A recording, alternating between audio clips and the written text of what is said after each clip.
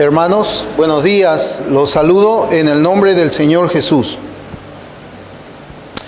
Quisiera pedirles que por favor vayamos a las Sagradas Escrituras en el libro de los Hechos, Hechos capítulo 13.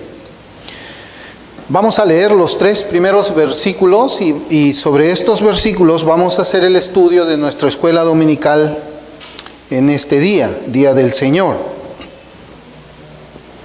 Hechos capítulo 13, versículos del 1 al 3, la palabra del Señor dice: Había entonces en la iglesia que estaba en Antioquía profetas y maestros: Bernabé, Simón, el que se llamaba Níger, Lucio de Cirene, Manaén, el que se había criado junto con Herodes el tetrarca, y Saulo.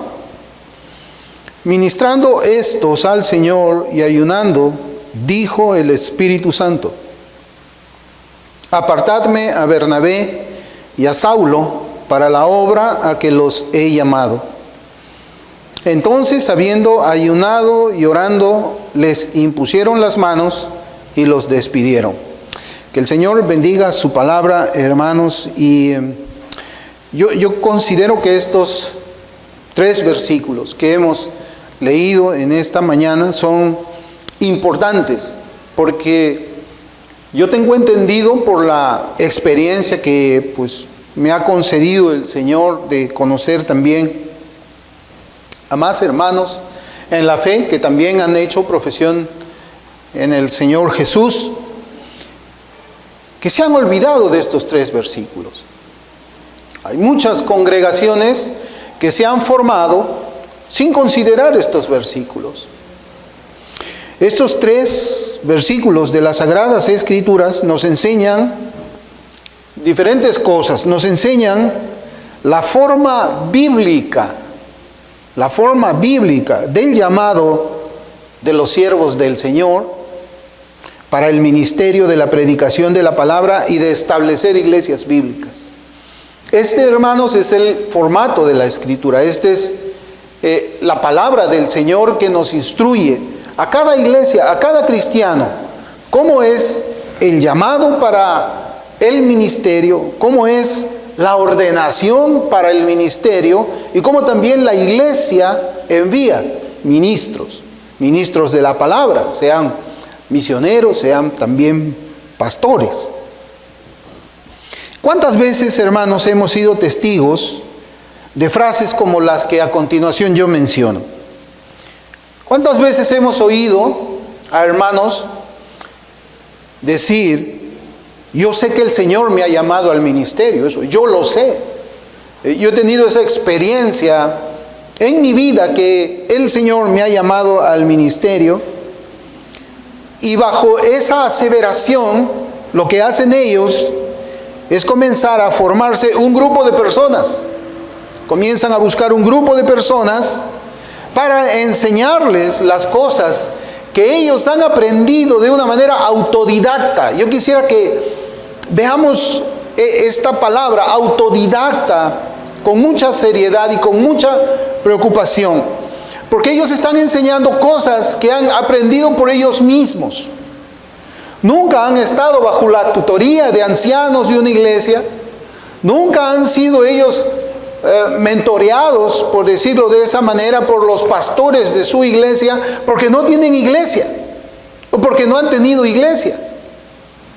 Entonces, todo lo que ellos están enseñando es lo que ellos han aprendido por ellos mismos.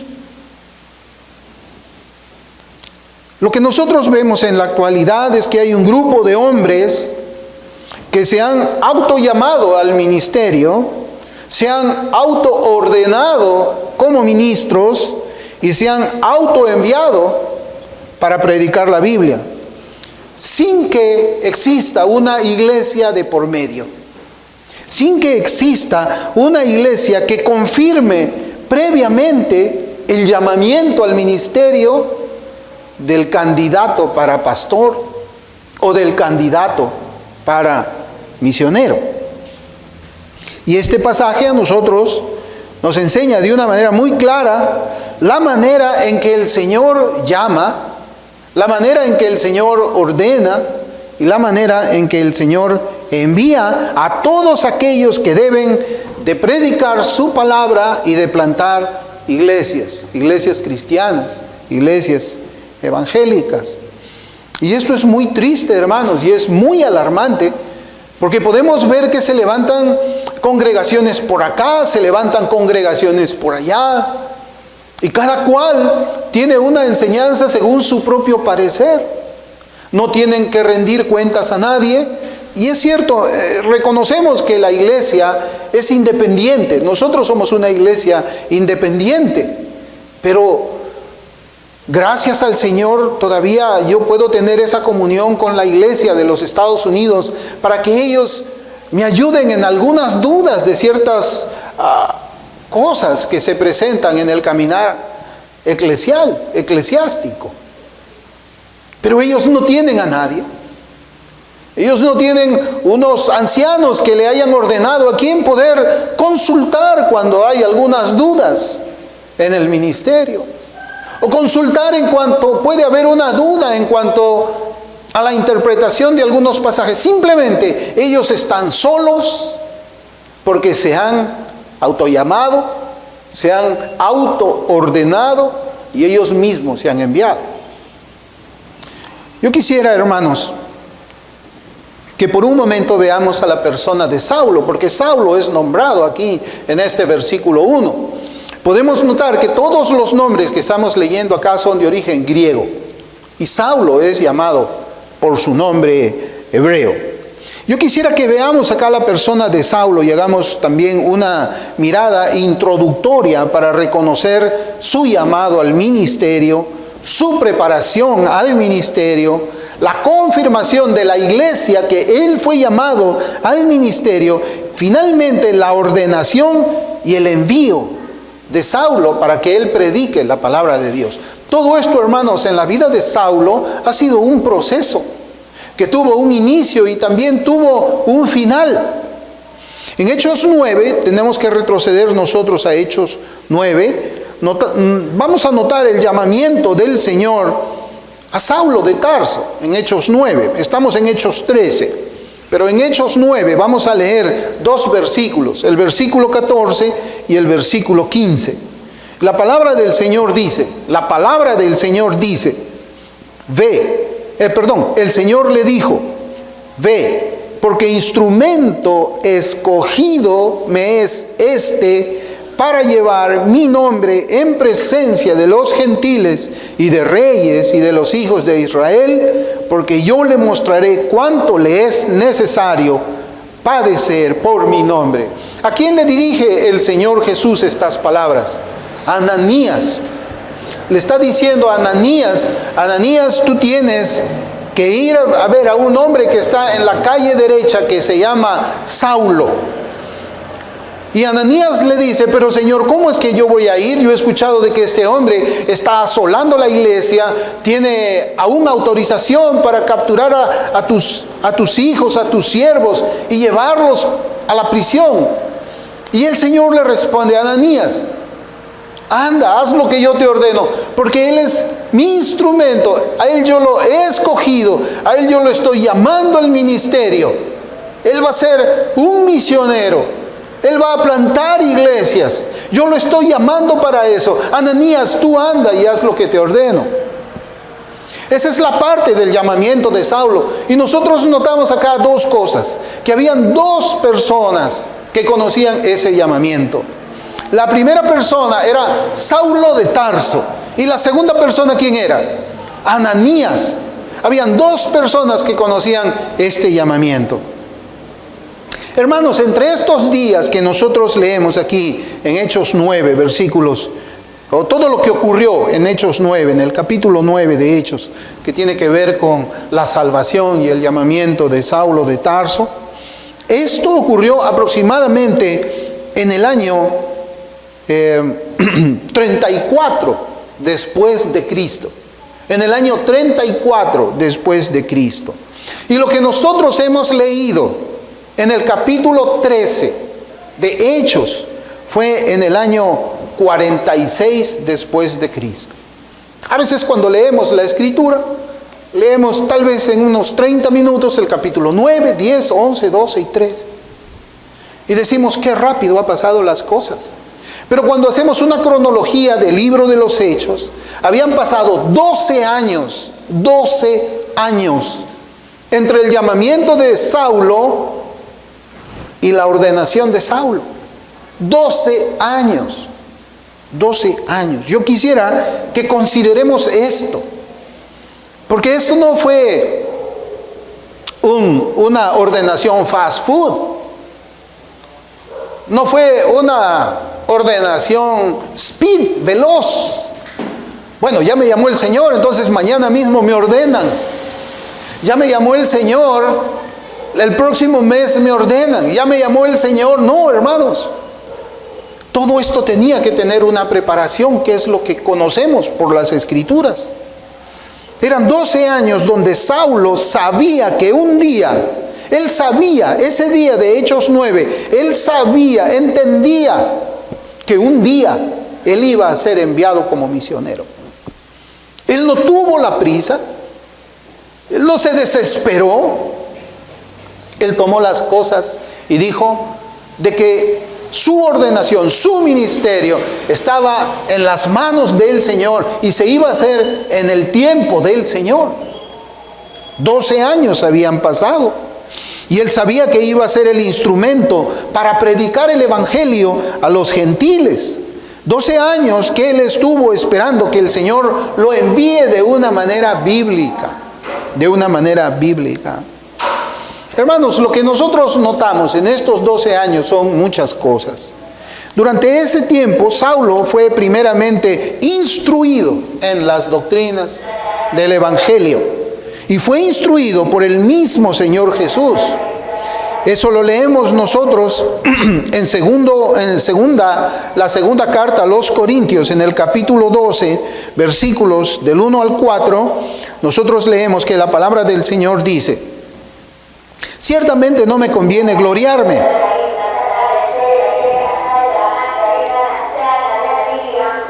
Ciertamente no me conviene gloriarme, pero vendré a las visiones y a las revelaciones del Señor. Conozco a un hombre en Cristo que hace 14 años, si en el cuerpo, no lo sé, si fuera del cuerpo, no lo sé, Dios lo sabe, fue arrebatado hasta el tercer cielo. Y conozco al tal hombre, si en el cuerpo o fuera del cuerpo, no lo sé, Dios lo sabe, que fue arrebatado al paraíso, donde oyó palabras inefables que no le es dado al hombre expresar. El apóstol Saulo tuvo una instrucción distinta a la que tuvieron los 12 o que tuvieron los 11. Fue diferente. Los 12 apóstoles, los 11 apóstoles fieles del Señor, tuvieron una instrucción personal de Cristo en el ministerio terrenal aquí o allá, en Palestina, en tierras orientales. El Señor los instruyó en persona durante los 3 años y medio que Él estuvo aquí en la tierra. El Señor Jesús también instruye de manera personal a Saulo acerca de las doctrinas que él tenía que conocer cuando él estaba en el cielo. Esta escritura nos enseña de que Saulo no fue un neófito. Saulo conocía, él era fariseo de fariseos, él conocía la escritura, pero no la conocía de una manera espiritual. Él necesitaba conocer el evangelio, necesitaba conocer qué cosa es lo que hacía el poder del evangelio en un pecador. Saulo necesitaba conocer cuáles eran las doctrinas del evangelio que tenían que regir, gobernar la vida de los cristianos. Entonces el Señor se lo lleva al tercer cielo y le instruye a él. Y hay otro pasaje más en Gálatas también, capítulo 2, versículos del 7 al 9. Dice la Escritura: antes, por el contrario, como vieron que me había sido encomendado el evangelio de la incircuncisión, como a Pedro el de la circuncisión, pues el que actuó en Pedro para el apostolado de la circuncisión, actuó también en mí para con los gentiles. Y reconociendo la gracia que me había sido dada, Jacobo, Cefas y Juan, que eran considerados como columnas, nos dieron a mí y a Bernabé la diestra en señal de compañerismo para que nosotros fuésemos a los gentiles y ellos a la circuncisión. Es tremendo, hermanos, porque acá se nos habla de la comunión de Saulo, que había tenido la instrucción con Cristo, del apóstol Pablo. ¿Con quiénes? Con los apóstoles del Señor. Y ellos allí se dan la diestra en señal de conformidad. Dicen, sí, somos compañeros, creemos de la misma manera. Así como el Señor nos ha instruido a nosotros, vemos que a Pablo también le ha instruido. Pablo predica las mismas enseñanzas del Señor. Él predica el Evangelio de la misma manera como nosotros lo predicamos. Ha sido un hombre preparado por Cristo de la misma manera en que nosotros hemos sido preparados por Él. Vamos a darle la señal de conformidad. Pues hoy día, hermanos, eso es lo que carecen muchos. Piensan de que porque han leído una teología sistemática en un año, eso es la calificación para el ministerio. Piensan de esa manera. Ya conozco Berkov, ya leí este comentario bíblico, ahora soy pastor.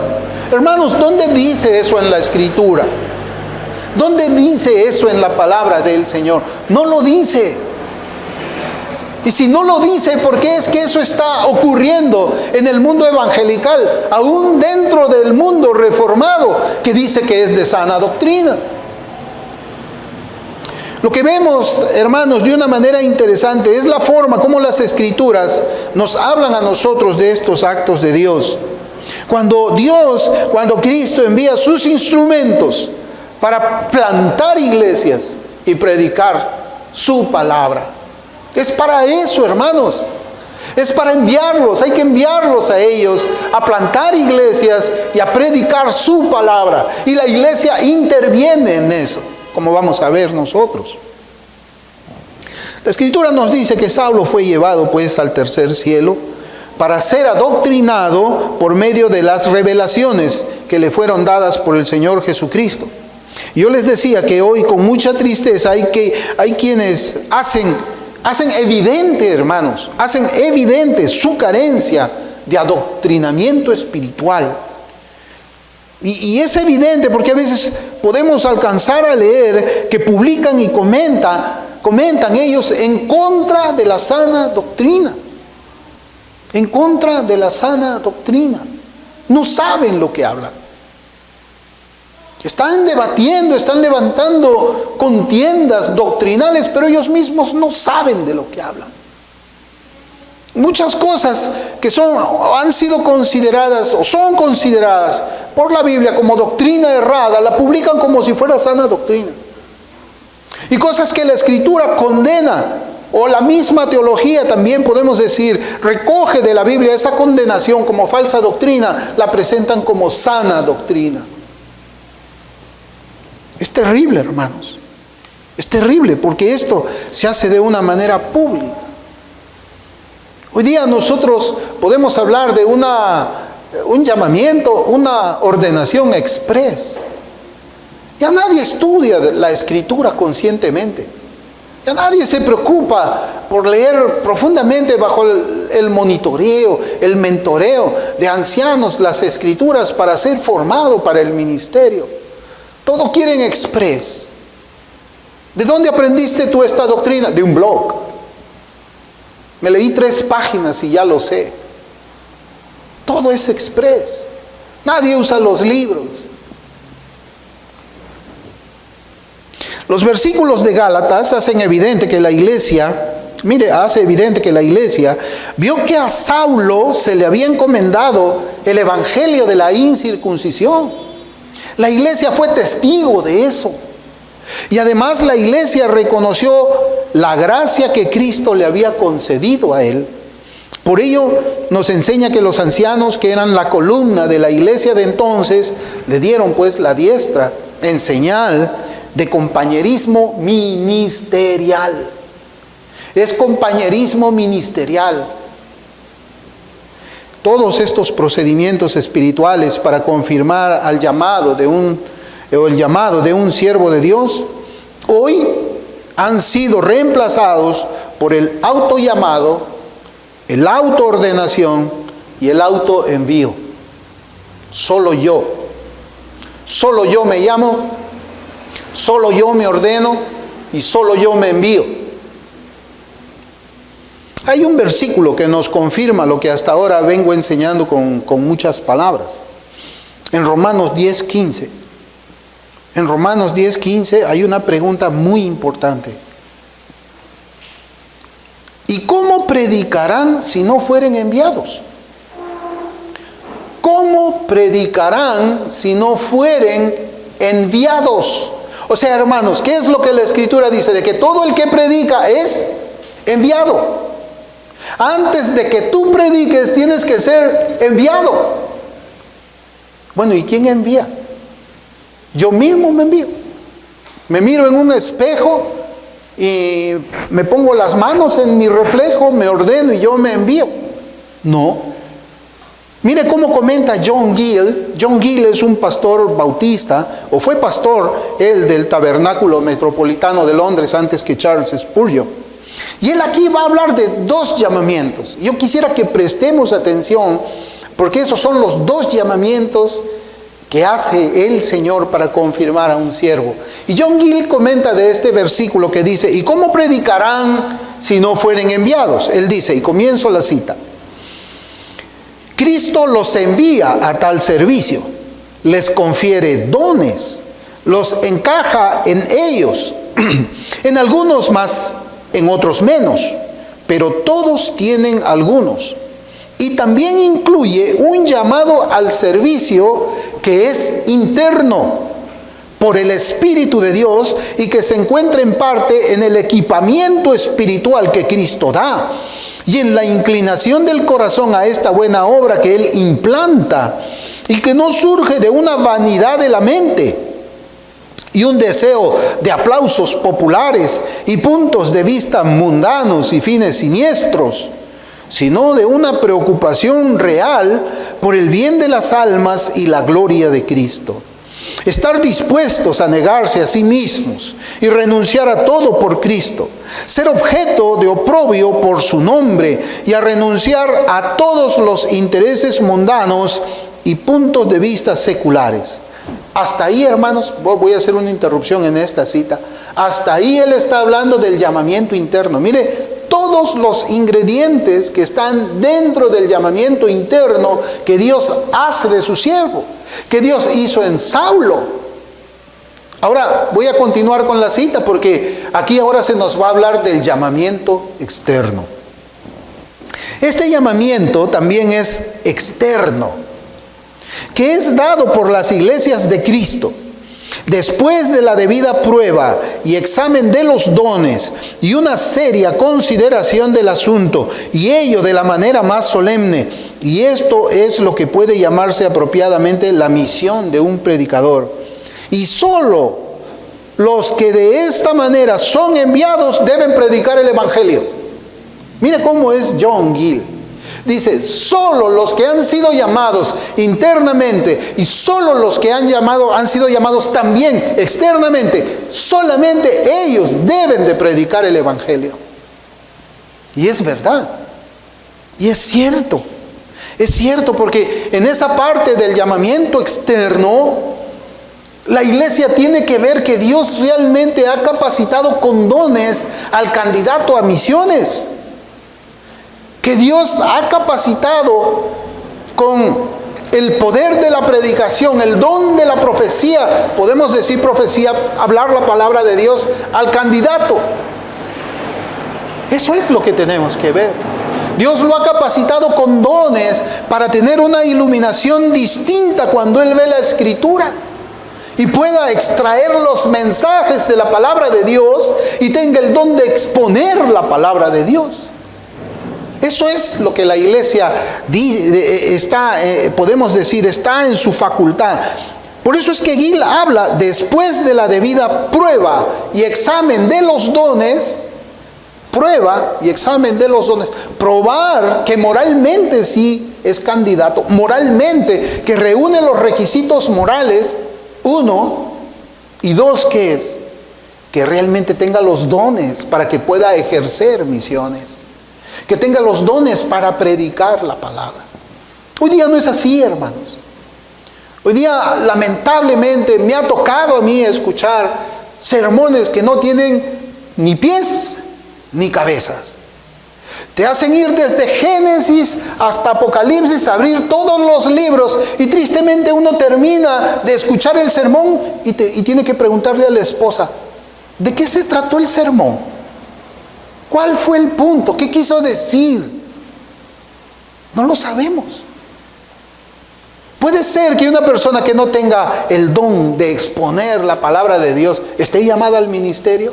No, ¿verdad? Pero ahí está la iglesia, que si ve que no tiene ese don espiritual, la iglesia no lo puede mandar. Fíjense, hermanos, yo les voy a comentar rápidamente una experiencia allá en la iglesia en los Estados Unidos. La iglesia, pues, en la cual me envió a mí, me ordenó a mí y me envió a mí aquí a Perú, es una iglesia que ayuda a las misiones. Y hay ciertos hombres que conocen eso. Y en cierta oportunidad fue un hermano que él decía que sentía en su corazón ir y predicar el evangelio a Francia, y fue a la iglesia. Él quería ir a Francia a predicar el evangelio. Llevó un video donde él estaba predicando en las calles el evangelio. Le preguntaron acerca de su teología, pues bueno, él aparentemente creía así como nosotros, pero él decía que su teología no marcaba su predicación, ni tampoco su vida, era algo errado, ¿no? Pero hubo una pregunta fundamental que le hicieron los ancianos de la iglesia, y estaba la iglesia ahí reunida. Y le dijo, ¿usted a dónde quiere ir a predicar el evangelio? A Francia, le dijeron. ¿Usted habla francés? No, yo no hablo francés. Hermanos, la iglesia no lo ayudó. No lo ayudó, porque él estaba buscando fondos, además de los de la iglesia donde él estaba, para que pueda sostenerse en Francia. Hermanos, ¿cómo vamos a mandar nosotros de acá de Perú a Francia a un misionero que no habla francés? ¿Para qué lo mandamos? Ah, no, es que yo voy a evangelizar a los hispanos. No. Por eso es que la iglesia cumple un papel de reconocer el llamamiento de ese hombre que dice. Y es más, Pablo no dice, no se presenta en la iglesia, por si acaso a mí me han llamado, y ahí testigo es Ananías, así que apúrense, muévanse rápido y tienen que ordenarme. Absolutamente no. Cuando uno es llamado por el Señor, tiene miedo primero de la tarea que está delante de uno. Tiene miedo, porque sabe que él no va a predicar sus propios pensamientos. Él tiene que predicar la palabra de Dios. Y viene el temor y uno dice, wow, ¿y si me equivoco al momento de entregar el mensaje? No es fácil. Es un llamamiento que envuelve temor en algunas cosas. Entonces, hermanos, hay un llamamiento, pues, que es interno, y hay un llamamiento que es externo. El llamamiento interno es evidente que lo hace el Espíritu Santo, y el llamamiento externo lo hace la iglesia, pero movida por el Espíritu Santo. Solo ellos, los que tienen estos dos llamamientos, deben predicar el evangelio de una manera ministerial y también deben plantar iglesias cristianas. Si alguno dice que su autollamamiento, porque yo he escuchado también eso, a mí me ha tocado conversar con autollamados, autoordenados y autoenviados. Y cuando he expuesto y he abierto la Escritura para decirle estas cosas, prácticamente no lo dicen con esas palabras, pero uno se queda con la idea en que, bueno, ellos dicen, no dicen, pero te lo dicen. Mi llamamiento está por encima de todo eso. ¿Sí? No hay temor de Dios a la palabra de Dios. Claro, porque si yo veo que a mí me explican que esto es así, entonces yo tendría temor. Yo digo, ¿cómo? Entonces yo no debo hacerme maestro. La Escritura nos da una amonestación de eso. Y no os hagáis maestros muchos de vosotros, sabiendo que recibiremos mayor condenación. No os hagáis, no te hagas tú un maestro. Que sea Dios quien te haga un maestro y que la iglesia confirme que verdaderamente tú has sido llamado al ministerio de maestro de la palabra de Dios. Pero volvamos ahora a nuestro pasaje de Hechos 13. Nosotros vemos allí que la Escritura nos habla de la solemne designación de hermanos, porque es solemne, tenemos que ver así esto, hermano. No es un juego. No es que la iglesia diga, ay, pero necesitamos un pastor aquí, no hay quien bautice. ¿A quién ordenamos? A ver, este es el que ha leído más, hay que ordenarlo a este. Entonces dicen, vamos a hacer ayuno. No, eso no es ayuno, porque lo que hacen es dejar de comer un día. Dejar de comer no es ayuno. No es ayuno. Es un llamamiento solemne. Esto no es para jugar. Es serio, es solemne. No se trata de que se desinfló una llanta y hay que cambiar y poner otra, pues. No. Sino que es un llamamiento solemne de hermanos que son designados y llamados para el ministerio de la palabra, para que ellos sean ordenados y enviados a predicar el evangelio y plantar iglesias cristianas. Miren, el versículo 2, ahí volviendo a nuestro pasaje de Hechos 13, el versículo 2 yo lo voy a leer ahora de una versión distinta, la versión Jeremías, la Biblia Jeremías del 2001. Y mire cómo dice la Escritura. Dice, mientras estaban celebrando el culto del Señor, bueno, Reina Valera dice, mientras ministraban al Señor. En realidad, cuando nosotros hacemos un estudio de esa palabra, ministrando, habla de que estaban en medio de una liturgia. Eso es lo que significa la palabra. Por eso es que he escogido yo esta traducción, porque es una traducción que se ajusta mejor a lo que la palabra del Señor nos quiere enseñar en este punto. Entonces dice, mientras estaban celebrando el culto del Señor y ayunando, dijo el Espíritu Santo, separadme ya a Bernabé y a Saulo para la obra a la que los tengo llamados. Es interesante la palabra del Espíritu Santo. Pero la Escritura dice, dijo el Espíritu Santo, dijo el Espíritu Santo.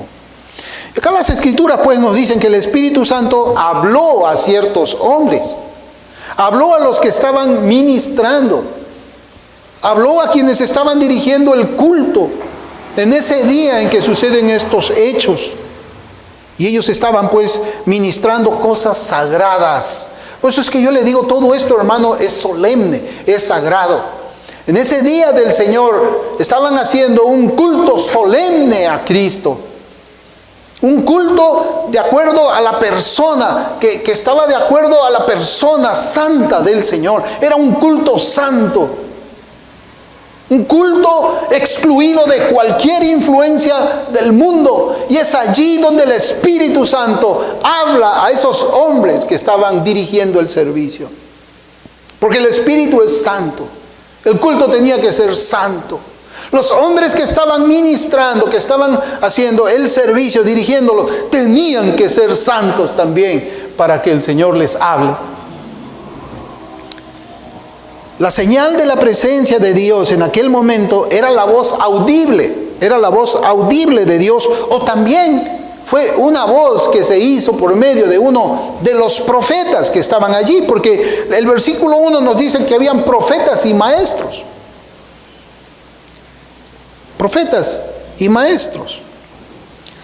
Y nosotros podemos ver ahí también la soberanía, y vemos también la autoridad, soberanía y autoridad que estaban siendo manifestadas cuando se nos refiere que el Espíritu Santo habla, llama, ordena para que sean ordenados, o manda que sean ordenados, y también les manda para que ellos sean enviados. Todo eso tenía que hacer la iglesia por orden soberana del Espíritu Santo.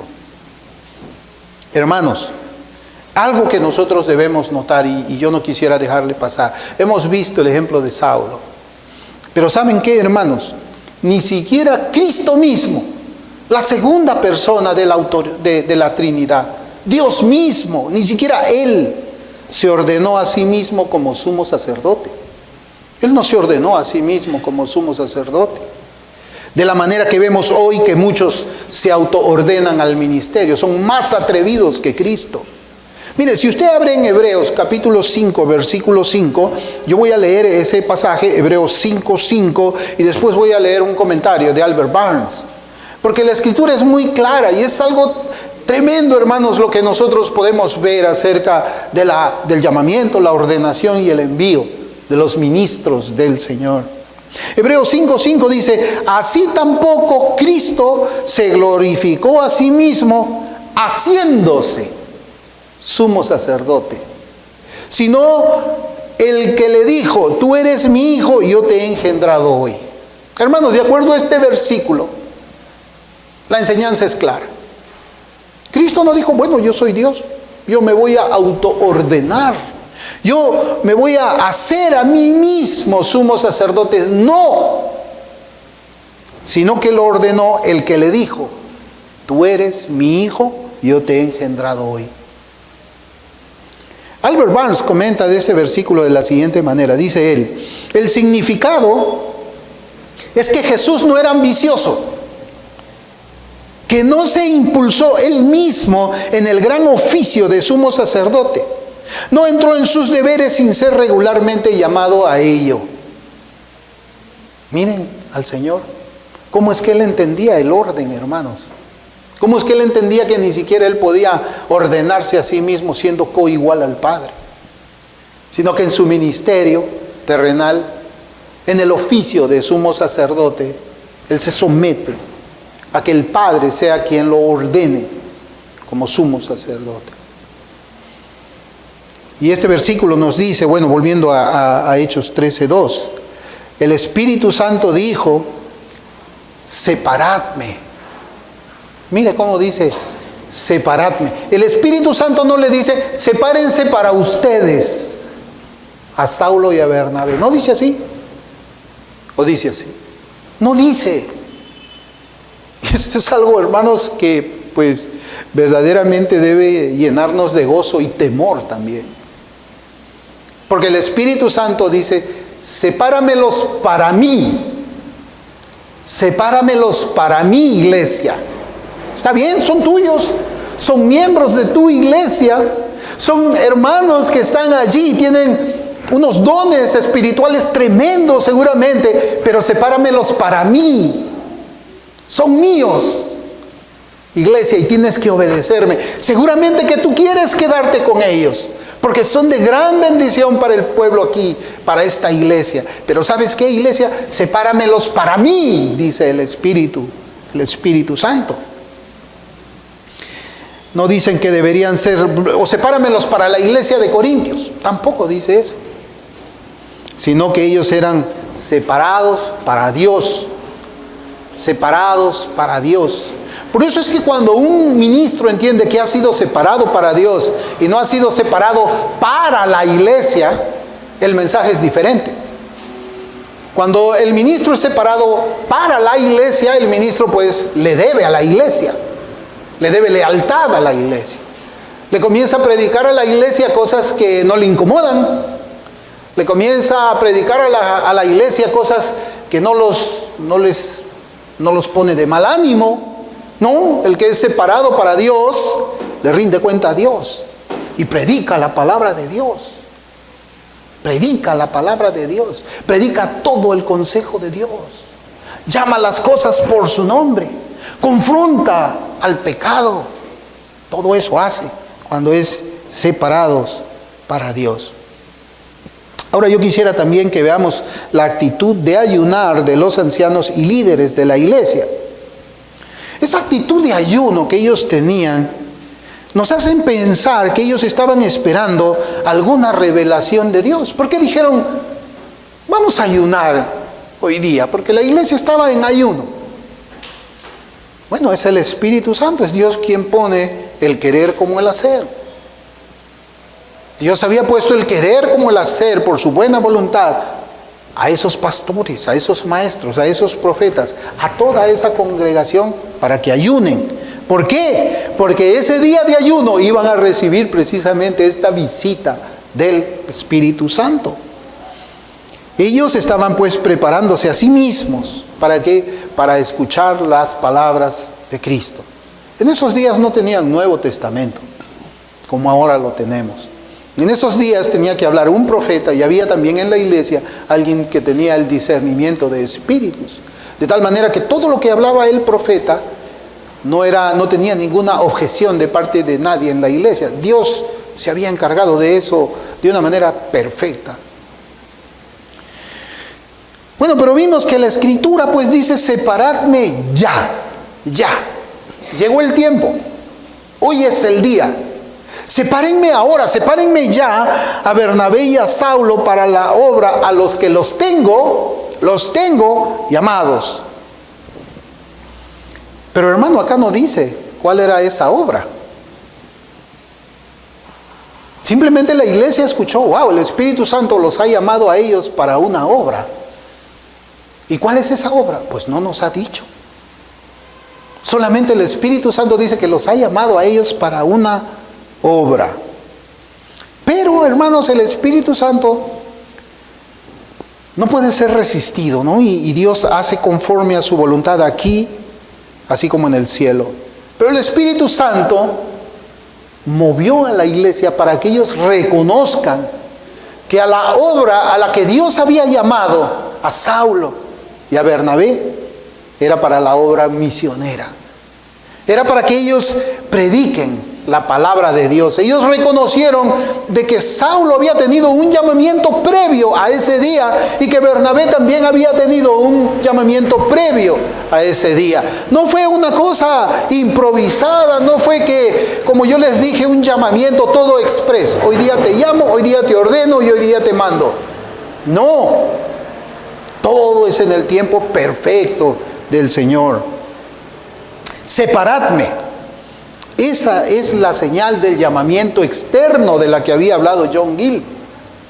La iglesia no se opuso a separarlos.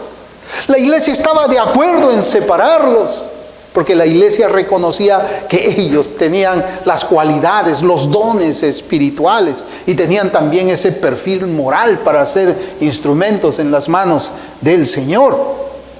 Saulo sabía de su llamamiento al ministerio y él también sabía que la iglesia debería ser influenciada. La iglesia debería reconocer ese llamamiento, porque así como el Señor lo llamó, el Señor iba a hacer que la iglesia cumpla con ese mismo propósito. Él sabía que tenía que ser influenciada la iglesia y que la iglesia se iba a unir en ese, podemos llamarle, en esa obra santa de ordenarlo como ministro y enviarlo. Y la iglesia pues tenía que tener también, o tenía que compartir su apoyo espiritual y material con él, para que cumpla con el ministerio que Cristo le había dado. Hermanos, generalmente cuando una iglesia es una iglesia misionera, la iglesia ora por sus misioneros. Cuando una iglesia ordena a un hermano para que sea ministro de la palabra y es enviado, la iglesia es el soporte, es el apoyo espiritual por medio de las oraciones, muchas veces también por medio de ayuda económica a los misioneros. Pero aquellos que se ordenan solos, ¿quién ora por ellos? ¿Qué iglesia ora por ellos?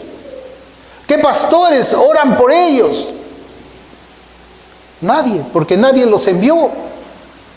Porque nadie los ordenó, porque nadie confirmó ese llamamiento externo. Nadie ora por ellos. El versículo 3 de Hechos 13 dice: entonces, habiendo ayunado y orado, les impusieron las manos y los despidieron. Yo me he hecho una traducción que es mucho mejor, que es de la King James. Me la traduje al español y se las voy a compartir. ¿Cómo es que dice? Dice: y cuando ellos hubieron ayunado y orado, e imponer sus manos sobre ellos, dice, los enviaron lejos. Reina Valera 60 dice, los despidieron, pero ahí dice, los enviaron lejos. Váyase allá, váyase lejos allá, a hacer las misiones. Hermanos, yo ahora les pregunto, ¿quién envió lejos a Bernabé y a Saulo? ¿Fue la iglesia o fue el Espíritu Santo? ¿Quién? ¿Quién? La respuesta es Dios Espíritu. ¿Por qué? Porque Dios Espíritu es el que movió los corazones de la iglesia local en su totalidad para que ellos hagan conforme su voluntad soberana. Albert Barnes tiene este comentario. Ellos los enviaron lejos. De esa parte del comentario dice: la iglesia por sus maestros los envió bajo la dirección del Espíritu Santo. Todos los misioneros son enviados por la iglesia. Y la iglesia no debe olvidar a sus embajadores en su gran y peligroso trabajo.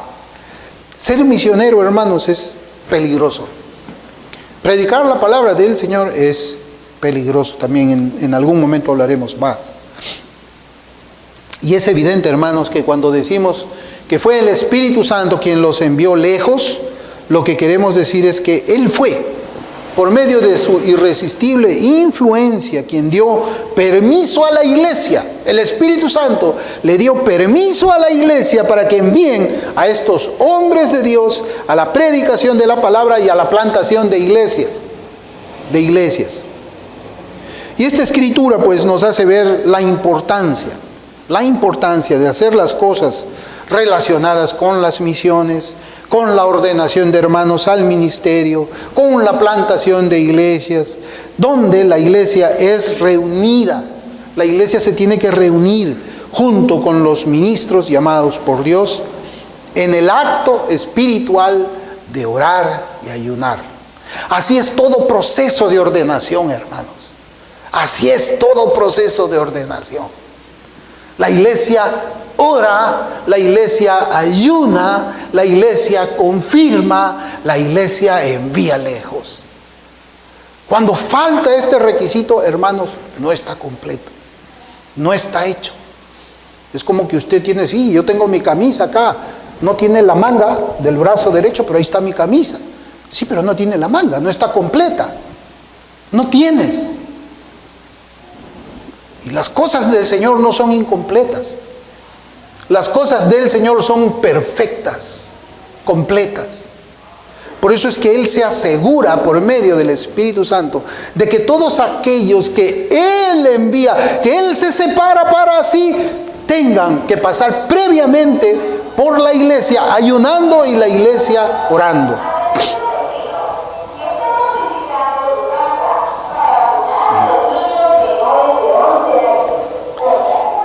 Eso es, ¿no? La iglesia tiene que unirse pues en este acto espiritual de orar y ayunar. Hermanos, nosotros en estos momentos estamos en el proceso de ordenación de uno de nuestros hermanos al ministerio. Y debemos ser desafiados por la siguiente pregunta. ¿Estamos orando por esa ordenación? ¿Estamos buscando la dirección del Espíritu Santo? ¿Estamos orando para que el Espíritu Santo realmente dirija nuestros corazones, para que hagamos todo conforme lo que Él enseña por medio de su palabra escrita? ¿O es que nos vamos a saltar algún punto? ¿Es que vamos a saltarnos nosotros de algún punto, hermanos, de este proceso? Yo creo que no. La oración y el ayuno son para que Cristo equipe a sus oficiales y ministerios. Esto sí yo quisiera que lo veamos, ¿no? Por eso es que yo les decía, hermanos, a veces uno dice, no, bueno, estoy en ayuno y está trabajando. Pero ¿cómo puedes estar trabajando mientras estás en ayuno? El ayuno implica muchas cosas, ¿no? Lo que tú estás es no has comido hoy día, que es algo diferente, ¿no? Entonces, cuando la iglesia ayuna, no es que la iglesia venga y diga, bueno, hoy día no vamos a comer, hermanos, hay que venir sin comer. No, eso no es ayuno. No. El ayuno es precisamente, podemos decir, la herramienta espiritual junto con la oración para pedirle al Señor muchas cosas por aquellos hermanos que van a ser ordenados. Es para pedirle a Cristo que equipe a los pastores y misioneros que van a ser ordenados. Es para que el Señor los llene de su favor. Es para que el Señor los haga a ellos sensibles a su presencia. Es para que los colme de toda bendición espiritual y material. Ese ayuno es para que los fortalezca en estos días de oposición a su palabra, de parte de una sociedad envuelta en densas tinieblas de iniquidad y pecado. Por eso es que yo le digo, el ser pastor llamado por Dios, es enfrentarte a muchas cosas. Que el Señor pues alumbre el entendimiento de nuestra iglesia en este asunto y también de la iglesia en general que puede estar escuchando este mensaje. Porque es un asunto, hermanos, de suma importancia para que el Evangelio y sus doctrinas avancen, pero que se hagan, si queremos que avancen, hermano. ¿Quién no quiere que se planten más iglesias bíblicas? ¿Quién no quiere que se levanten más pastores, más misioneros? Por supuesto que queremos eso, pero que se haga de una manera bíblica.